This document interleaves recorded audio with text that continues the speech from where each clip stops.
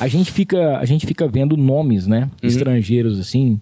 Chuck Reeves, Chuck Norris e não sei o que lá mais. E todo tipo de carne e tal. Essa carne tem que ser não sei o que. Essa carne é feita assim e tal. E aí você fala... O cara ainda... o cara não sabe falar as carnes e o cara compra uma picanha de 3,5 kg, né?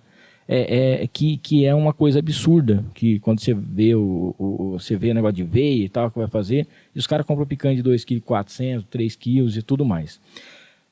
Essa gourmetização, né, em relação às carnes, também o gado que chegou, que a gente sabe que é mais cara, tem a carne lá que é não sei se é do Japão, é isso, que é cara. O Wagyu? O Wagyu que é muito caro. Preço de ouro. Exatamente. Dessas carnes todas, assim, qual que é a carne mais cara ou a mais exótica que você já fez até hoje? Wagyu, com certeza. De caro. Essa você não pode nem errar, né, cara? Porque... O ideal é que você fazer ela num pontinho menos ali e tudo, mas particularmente não me agradou. Não, no meu paladar, tá? Não acho que vale um investimento para eu ter ela ali em todo churrasco. É uma experiência que você tem que passar. A gente vive nesse mundo de churrasco, comeria tranquilamente de novo, mas certamente não investiria aquilo por essa experiência. Já passei. Tem muito corte, Hamilton, que você come no teu dia a dia. Vou te dar um exemplo. A gente tem hoje um corte que a gente serve lá na casa, que ele é muito pouco explorado por todos os lugares que a gente vê por aí. Chama-se Flat Iron. Flat Iron, por que Flat Iron? Flat Iron, os americanos deram esse nome porque na matéria dele, assim mesmo, o formato dele forma um ferro de passar.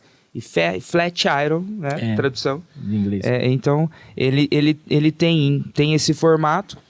É uma carne que você mesmo eu tenho certo que já comeu. E não no formato do Flat Iron. A paleta. Todo mundo já comeu uma paleta de panela. Então, é um corte que hoje, ele bem trabalhado, né? Tirado ali no ponto certinho dele, onde tem que ser feito, a limpeza, etc. Ele é a segunda carne mais macia do animal. E você joga ele na panela. Porque ele tem ali o nervinho, a gordurinha e tal. Então, se ele é trabalhado, se tira aquele nervinho, tira aquela gordurinha, ele vira a segunda carne mais macia do animal. Ele tem um sabor que é só dele. É muito específico. E hoje é um prato que a gente usa muito na casa, extremamente macio. E você pode... Não precisa ser um boi de raça, não precisa ser um gado de raça para você entregar um sabor, um nome americano, chique. Tá tudo, vendo? E um puta corte. Nossa.